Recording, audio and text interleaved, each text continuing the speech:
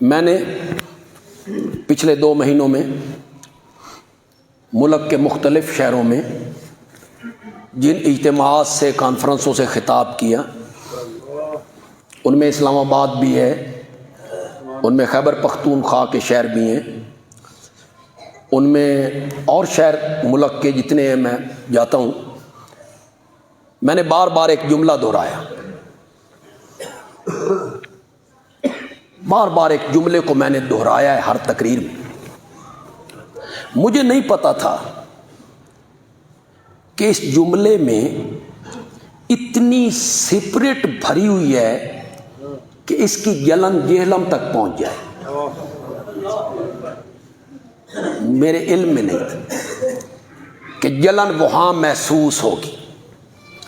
اسی جملے کو بنیاد بنا کے جیلم کے مرزا نے میرے خلاف ایک کلپ وائرل کی، جس میں سب سے پہلے اس نے کہا کہ میں اس عالم کا نام نہیں لوں گا کہ میرے پائے کا نہیں، لیکن اس کے ساتھ اس نے یہ مانا کہ اپنا طبقہ اور اس کا اپنا مسلک جو ہے اس میں وہ ٹاپ پر ہے،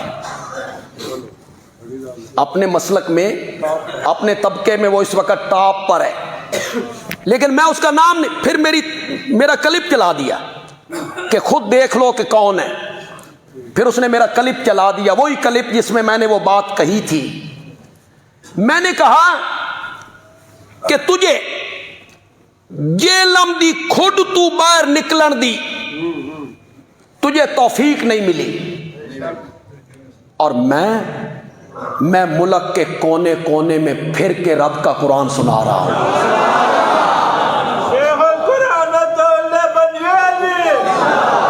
وہ جملہ اللہ دی قسم لگیا ٹھک کر کے، بڑی تکلیف ہوئی ہے اس جملے کی۔ اتنے جرت شرت والی گل کون، اتنے علم دی گل، علم دی گل ہے صرف۔ وہ میرا جملہ، میں اس جو کلپ ہے اس کا جواب انشاءاللہ کل اس کا میں جواب دوں گا، ایک قسط میں بھی نہیں دوں گا، 2-3 قسطوں میں دوں گا۔ میں بتاؤں گا کہ یہ شخص قرآن سے کتنا جاہل ہے، اسے مس بھی نہیں قرآن سے، روایات میں کھویا رہتا ہے نا، روایات میں تحقیق کرتا رہتا ہے، کھویا رہتا ہے، قرآن کے ساتھ اس کا کوئی تعلق نہیں، جہالت، نرا جاہل ہے۔ شاید میں اس کلم میں کہوں، لیکن آج اس مجمع عام میں کہوں گا کہ میں شعبان اور رمضان 2 مہینوں میں یہاں سرگودا میں قرآن کی تفسیر پڑھاتا ہوں، تو بھی شامل ہو جا، پڑھ لے ساڈے کول قرآن، ہم تجھے بتائیں قرآن کیا ہوتا ہے۔ تو قرآن میں تحریف کرتا ہے، قرآن میں جن آیتوں میں منافقین کا ذکر ہے وہ صحابہ پہ فٹ کرتا ہے۔ وَمِنْ أَهْلِ الْمَدِينَةِ مَرَضُوا عَلَى النِّفَاقِ، وہ کہتا ہے صحابہ کی ایک قسم یہ بھی ہے، اِنَّا لِلَّهِ وَإِنَّا إِلَيْهِ، تو صحابہ پہ تنقید کرتے کرتے یہاں تک جا پہنچا۔ وَمِنْ أَهْلِ الْمَدِينَةِ مَرَضُوا عَلَى النِّفَاقِ، مدینے میں کچھ لوگ ہیں جو نفاق پر چل رہے ہیں، صحابہ کی ایک قسم یہ بھی ہے۔ جملہ جو میں نے بار بار دہرایا، جس کی تکلیف ہوئی، وہ جملہ یہ تھا کہ صحابہ کو، صحابہ تاریخی اور کتابی شخصیات نہیں ہیں، صحابہ قرآنی شخصیات ہیں، یہ جملہ تھا۔ اس جملے کی تکلیف ہوئی، کہتا ہے اگر قرآنی شخصیات ہیں تو پھر ان صحابہ کا بھی ذکر کر، وَمِنْ أَهْلِ الْمَدِينَةِ مَرَضُوا عَلَى النِّفَاقِ۔ 14 صدیوں میں کسی مفسر نے اس آیت سے صحابہ مراد لیے؟ ہے تجھ میں جرت؟ کسی ایک مفسر کا حوالہ پیش کر جس نے ومن اہل المدینہ مردوا علی النفاق سے صحابہ کا گروہ مراد لی. کہتا ہے ان کو بھی صحابہ کہا گیا ہے, ان کو بھی صحابہ. کیسے؟ حضرت عمر نے اجازت طلب کی کہ یا رسول اللہ مجھے اجازت دے دو میں عبداللہ ابن ابی کو قتل کروں, یہ گستاخ ہے, بے ادب ہے, میں اس کو قتل کروں. آپ نے فرمایا عمر ایسا نہ کر, لوگ کہیں گے محمد اپنے ساتھیوں کو قتل کرتا ہے, لوگ کہیں گے محمد اپنے ساتھیوں کو قتل کرتا ہے, تو یہ بھی تو ساتھی تھے. میں نے کہا واہ, میرے آقا کا ارشاد تو پڑھ. میرے آقا کیا کہہ رہے ہیں؟ میں کہتا ہوں کہ میرے ساتھی ہیں. میرے آقا نے کیا کہا؟ لوگ کہیں گے. لوگوں کا کہنا اور میرے نبی کا کہنا تو نے برابر کر دیا ہے.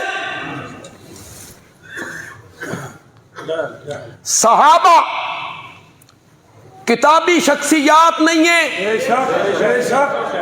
ہم نے صحابہ کو فلاں عالم نے یوں کہا, فلاں عالم نے یوں کہا, فلاں مفسر نے یوں کہا, فلاں مورخ نے یوں کہا, فلاں محدث نے یوں کہا, فلاں فقیہ نے یوں کہا, فلاں پیر نے یوں کہا, فلاں ولی نے یوں کہا.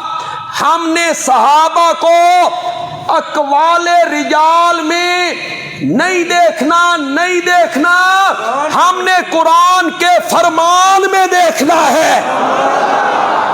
ہم نے یہ نہیں دیکھنا کہ فلاں مورخ کیا کہتا ہے, ہم نے یہ دیکھنا ہے کہ میرا رب قرآن میں میرے صحابہ, میرے نبی کے صحابہ کے بارے میں کیا کہتا ہے. کہتا ہے کہ وہ مولوی کہتا ہے صحابہ قرآنی شخصیات ہیں, قرآنی شخصیات ہیں, تو جن صحابہ کا تو دفاع کرتا ہے انہاں دا نام قرآن وچ ہے, ان کا تو نام قرآن میں نہیں ہے. میں نے کہا صرف حضرت زید کو چھوڑ کر 1,00,000 سے زائد صحابہ ہوئے ہیں, دوسروں کا نام قرآن میں ہے. چلو حضرت معاویہ کا نہیں, عمر بن العاص کا نہیں, مغیرہ بن شعبہ کا نہیں, جن کا ہم دفاع کرتے ہیں.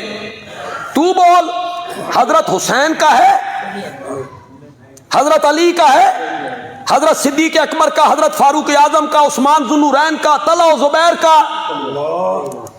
کیسی بودی باتیں کرتا ہے کہ جن کا تم دفاع کرتے ہو ان کا کوئی قرآن میں ذکر ہے؟ قرآن میں تو دوسرے صحابہ کا بھی ذکر نہیں. زید کا بھی ذکر جو کیا ہے نا, اے ساڈے کول پڑھ.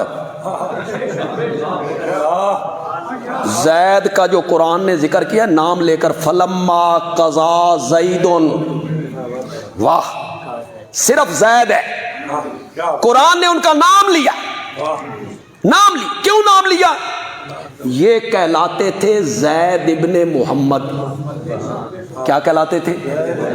اللہ نے وحی اتاری, آیت اتاری, میرا نبی تم مردوں میں سے کسی کا باپ ہو نہیں ہے. آج کے بعد کوئی زید ابن محمد نہ کہے, ان کو والد سے پکارو زید ابن حارثہ, زید ابن محمد کوئی نہ کہے. حضرت زید کو تھوڑی سی تکلیف ہوئی, میرے نام کے ساتھ نبی پاک کا نام آتا تھا, وہ ہٹ گیا ہے. اللہ نے فرمایا فکر نہ کر, میں تیرا نام ایسی کتاب درج کر دیاں گا قیامت کی صبح تک پڑھا جاتا رہے گا.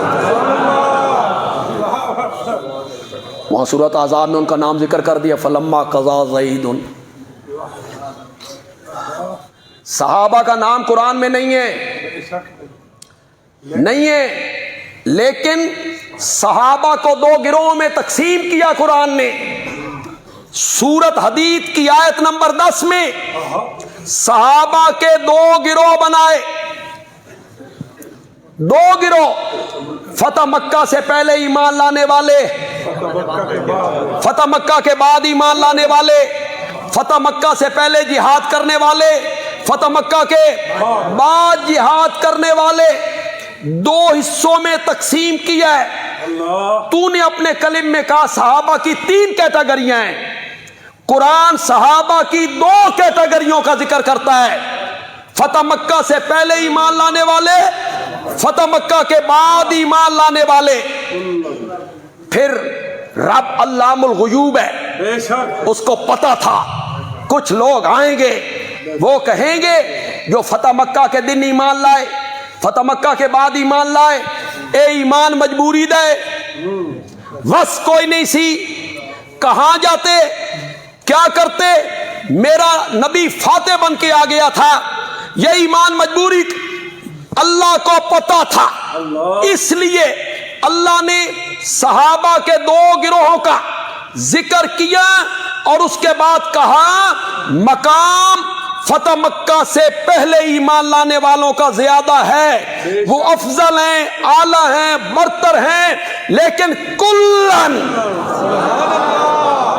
کلن، کہو زور سے کہو، اللہ تمہیں قیامت کے دن صحابہ کے ہاتھوں جام کوثر پلائے، نبی پاک بھر بھر کے دے، صحابہ تقسیم کرنے والے ہوں، اللہ کرے ہم پینے والے ہوں، تو صحابہ سے ذرا کر کلن کلن وعد اللہ الحسنى.